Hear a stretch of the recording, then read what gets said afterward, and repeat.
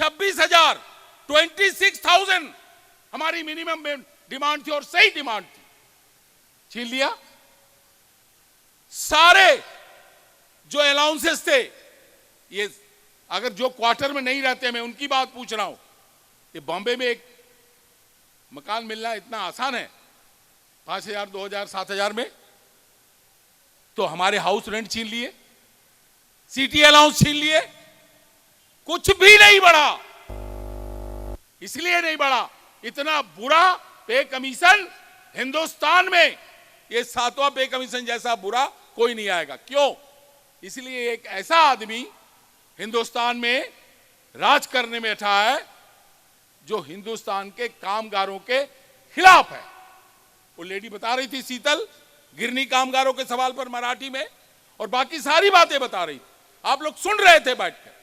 लेकिन मैं पूछना चाहता हूं, ये कौन सी सरकार है जो कामगारों के खिलाफ है? ये ऐसा सरकार कभी आई नहीं। आपको लग रहा है अगर और दिन इनको बीतता जाए, आप देखेंगे इस देश में क्या होने वाला। आपको लगता है नेवी बहुत ज्यादा दिन रहेगी सरकार के पास? ये चली जाएगी अदानी के पास, जो इनके छोटे भाई हैं। आप बैंक से लोन लेते हो, एक मकान का लोन लेते हो, अगर मकान का लोन नहीं चुकाते हो, मकान कुर्की हो जाता है।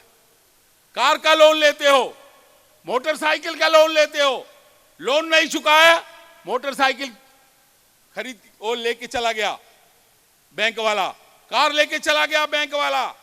अडानी साहब ने 6,000 करोड़ का लोन लिया ऑस्ट्रेलिया में कारोबार करने के लिए, वो लोन एक भी पैसा नहीं पटाया, फिर उसको 9,000 करोड़ का लोन दे दिया कि जाओ अब तुम कोयला खोदोगे, वहां कोयला खोद के लाके हमको दो।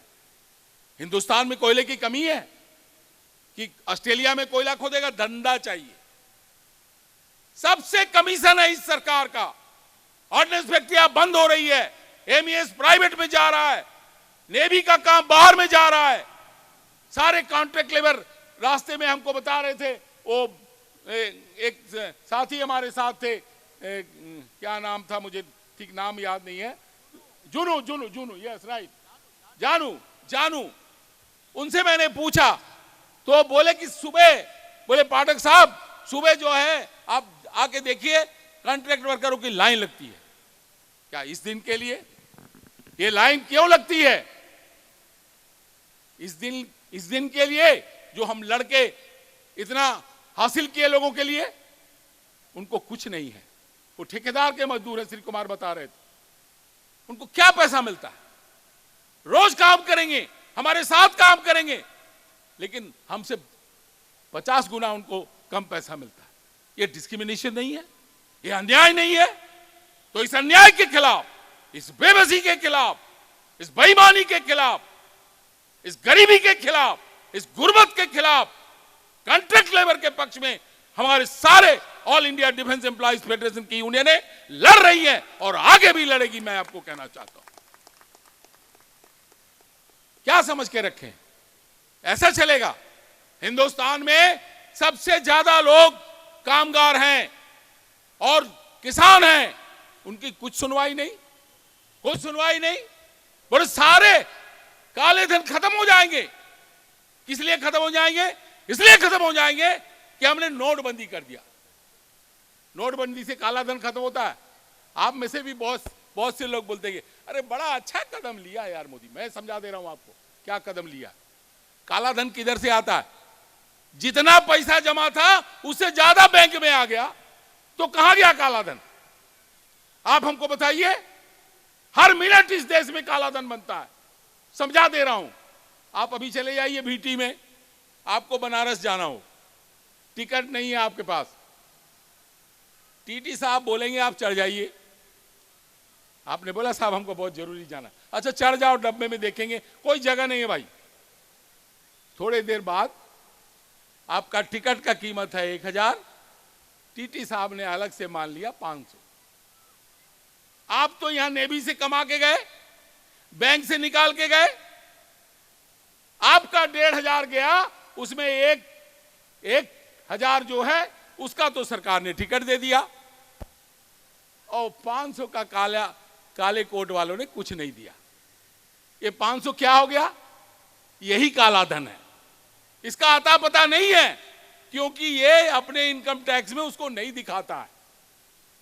तो हर मोमेंट में फिर आप चले जाइए मकान खरीदने, किसी बिल्डर के पास जाइए, वो क्या बोलेगा? हमको पहले 10 लाख चाहिए, उसमें से 5 लाख का चेक और 5 लाख का बिना चेक। अभी आपके पास तो सब व्हाइट मनी है, आपने उसको 5 लाख बिना चेक दे दिया, 5 लाख चेक का दे दिया। ये जो बिना चेक का 5 लाख कैश दे दिया, उसका उसने रसीद नहीं दिया, कहीं अकाउंट फॉर नहीं किया, दिया भी तो कच्चा दिया। वो 5 लाख आपका काला धन हो गया। रजिस्ट्री कराने जाइए जमीन का, रजिस्ट्रार है, बाबू है, और जाने कौन कौन है, सबको चढ़ावा दो। आपके यहां बंबई में तो हमने सुना है भिखारी को भी दादा लोगों को चढ़ावा देना पड़ता है, तब जाके उसको भीख मांगने को मिलता है। ये सब काला धन है। और हमारी सरकार बहादुर कहती है कि हम नोटबंदी से काला धन खत्म कर दिए। अरे जितना खत्म हो गया तो रोज रोज करोड़ों रुपया काला धन हिंदुस्तान में बनता है। जिसका अकाउंटिंग नहीं है उसी का नाम है काला धन। कितने लोगों ने नोट फेंक दिए साहब? हिंदुस्तान में कितने लोगों ने नदी में नोट बहा दिए?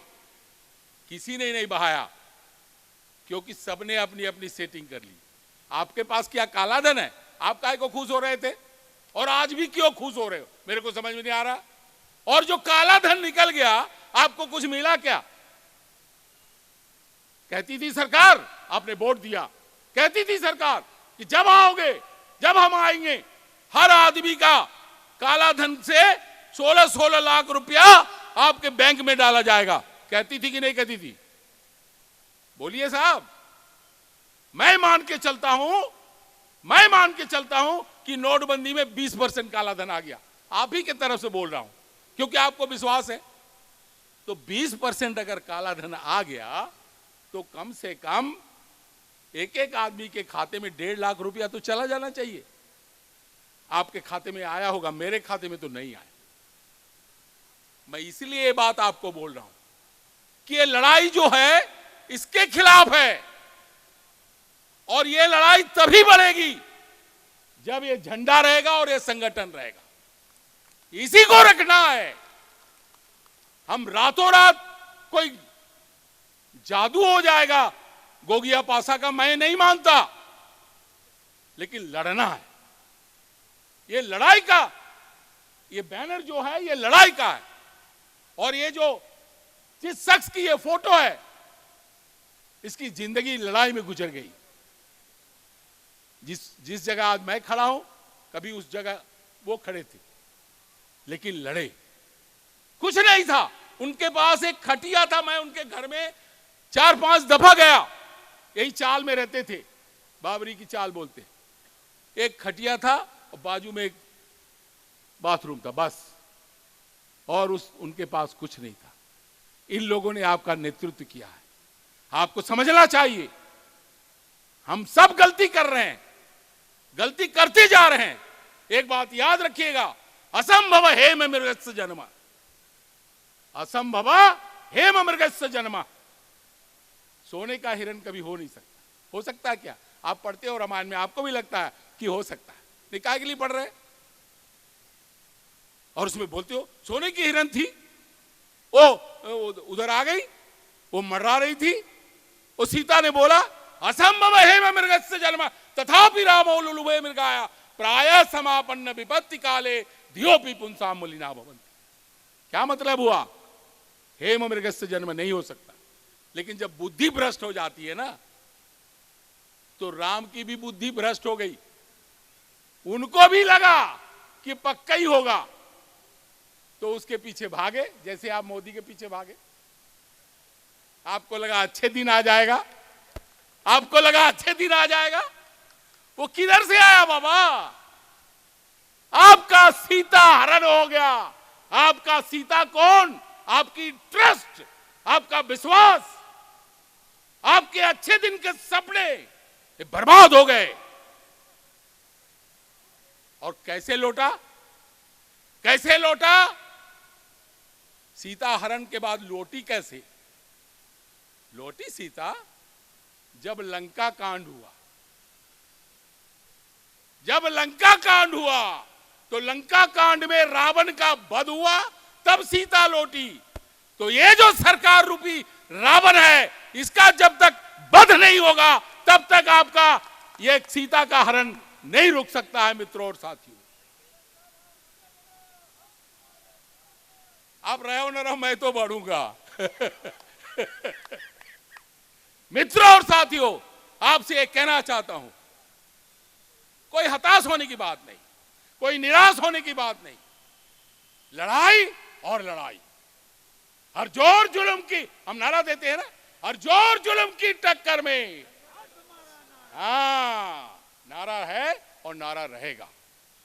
जो हमसे टकराएगा मिट्टी में मिल जाए। मोदी, तुम्हारी क्या औकात है?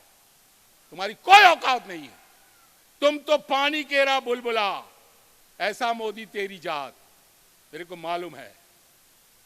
पानी के बुलबुले हो, जिसने हिंदुस्तान में प्रजातंत्र के नाम पर हिटलर शाही स्थापना की। ये वो शख्स है जिसने हिंदुस्तान के गरीबों के खिलाफ, मुफलिसों के खिलाफ, बेरोजगारों के खिलाफ, कंगालों के खिलाफ लड़ाई छेड़ के रखी है। उनको बर्बाद करना चाहता है। हम इस सरकार के खिलाफ लड़ेंगे और ये जंग जीतेंगे, ऐसे हमारा दावा है, ऐसा मेरा आपसे कहने वाला। मित्रों और साथियों, मैं आपसे कहना चाहता हूं, ये गोल्डन जुबली एक दिन में नहीं आता है। आज भी ये यूनियन 50 साल का बुजुर्ग नहीं, 50 साल का नौजवान बनके उभरा है और यहां पर सारे के सारे लोग खड़े हैं। मित्रों और साथियों, आपसे कहना चाहता हूं, इसलिए संगठन इस पर विश्वास रखिए। हमने सुना है, वो कोई बता रहे थे मेरे को, हमने बोला, वो बोला साहब क्या करे, ये सारे यूनियन इकट्ठे हो जाते हमारे खिलाफ। वो तो होगा, वो क्यों नहीं होगा? जितने ऐसे लोग जो इस सरकार की दलाली करते, या जो भी सरकार आ जाए उसकी दलाली करते, वो आपको नहीं चाहते। वो लाल झंडे से घबराते। उनको पता नहीं है कि उनके नसों में हर सेंटीमीटर में लाल खून बह रहा है, फिर भी उसको बाहर आने से घबरा जाते। वो झंडा बाहर देख के घबरा जाते। तो क्या पानी बह रहा है आपके नसों में कि लाल झंडे के खिलाफ सभी इकट्ठे हो जाते हो? ये गलत है, ये अनएथिकल है, ये इमोरल है, ये दलाली है, ये कामगारों के साथ बेईमानी है। इस बेईमानी में मत जाओ, अपनी ताकत दिखाओ। सारे लोग मिलके एक बहुत बड़े पहलवान को पटकनी दिए और आपने बोले हमने गामा पहलवान को पटक दिया, तो पूरा हिंदुस्तान खड़ा हो गया, तब ना गामा को पटका, ना अकेले पटक दिए तुमने। ये जो काम करते हो ये ठीक नहीं है। इस काम से लोगों को अलग हटना चाहिए। मित्रों और साथियों, मैं इतना आपसे कहना चाहता हूं, ज्यादा समय नहीं लूंगा। मैं पहले ही बोला आपको कि खाने, अच्छे खाने आपके इंतजार कर रहे हैं। मैं ये कहने आया हूं, मैं रहूं न रहूं, क्योंकि बहुत वक्त तो नहीं होगा और कोई जुबली मैं देख पाऊं ना देख पाऊं। ये डायमंड जुबली आगे चले, 100 साल करे, 200 साल करे, नेवी के वर्कर इसी तरह लड़ते रहे और आपकी जुबली आगे बढ़ते रहे। अन्याय के खिलाफ आपका संघर्ष चलता रहे। इन्हीं आशीष और आशीर्वाद के साथ आप सबको लाल सलाम करते हुए अपनी बात समाप्त करना चाहता हूं। इनकलाब, इनकलाब। धन्यवाद और नमस्कार।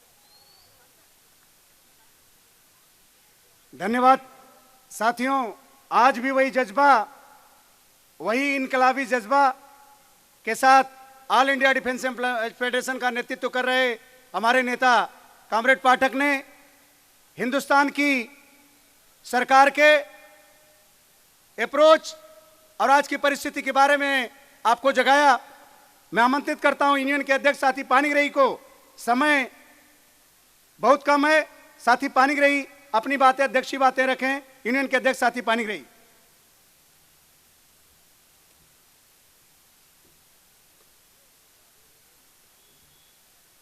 All India defence employees federation के अध्यक्ष comrade S N Pathak, all India defence employees federation के general secretary comrade C Shri Kumar, all India defence employees federation के organising secretary comrade Muthu, comrade Chimol, comrade Sakpal, union के पदाधिकारी, यूनियन के वेटरन, ट्रेड यूनियनिस्ट,